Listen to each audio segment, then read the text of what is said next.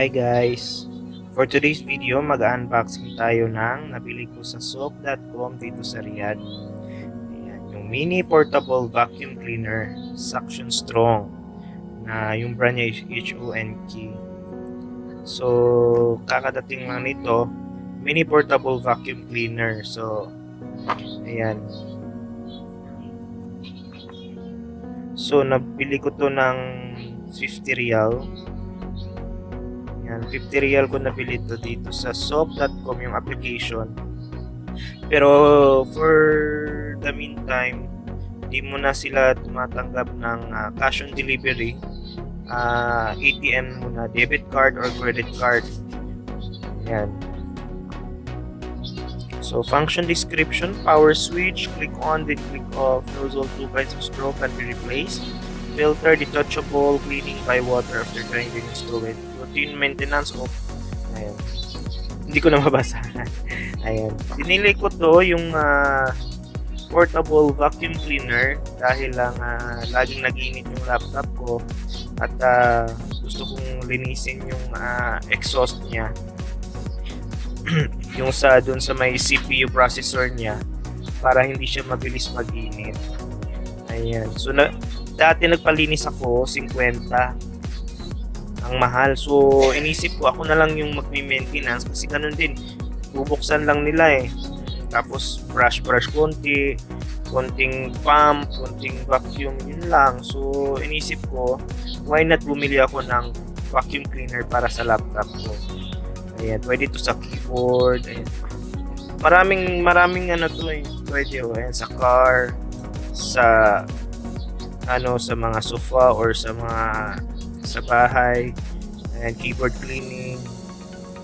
Ayan. So, ayan, back na natin. So, ang sock.com pala ay pagmamay-ari ng Amazon. Ayan na.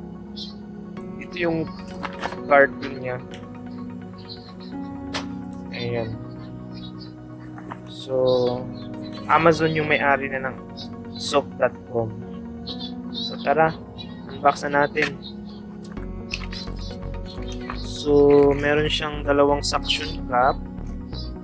Ito. Labas muna natin ha.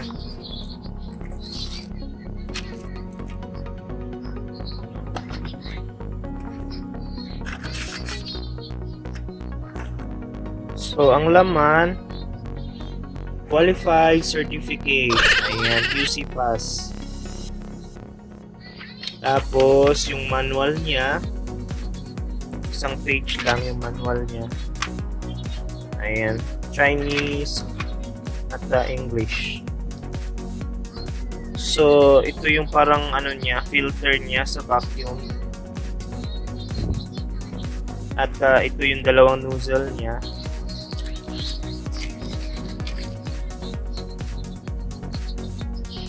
Ayan, yung isa may brush para to sa keyboard. Ito sa mga gilid-gilid. Ayan, panghigop. Pang corner ba? Ito sa keyboard to. Ayan. At saka yung mga singit-singit na hindi ng brush.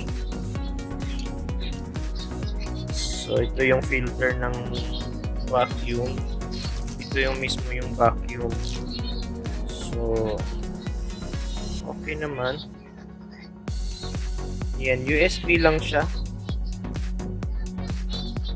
USB. Yan, USB.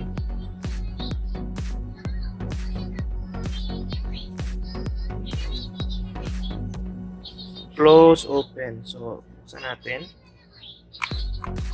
Yan.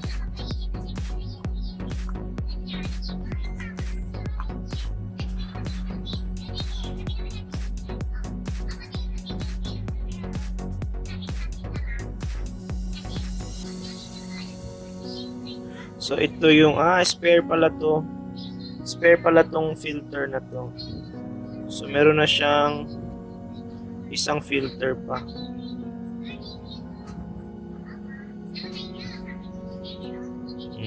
So ito yung mismong fan sa ilalim.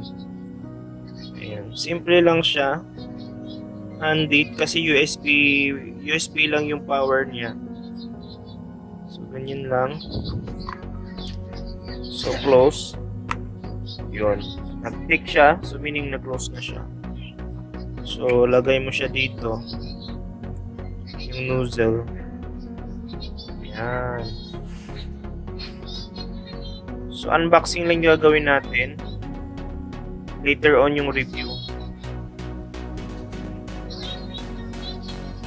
Ayan.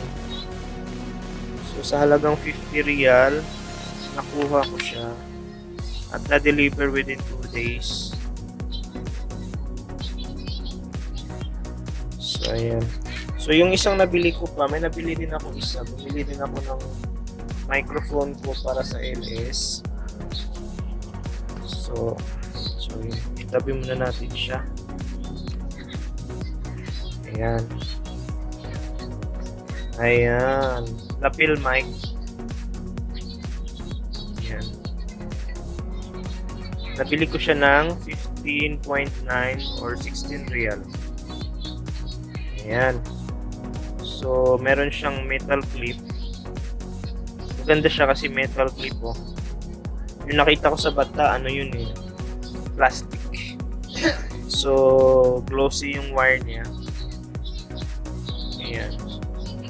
So, sa laptop lang din to. Pwede kayo sa mobile. Ayan. 15.9 and then 16 real. Ayan, yung nabili ko. Mamaya, yung review ko din kung maganda ba yung tunog niya. Ayan. Pati yung vacuum cleaner, lagay ko din ng review. So, thank you so much guys. Ayan, yung pala dito, meron siyang leather na lalagyan. Yung sa mic. Ayan. Diba? 16 real lang. Ayan. Thank you so much guys. Ayan, antayin nyo yung review ko dito sa dalawang ito. Salamat!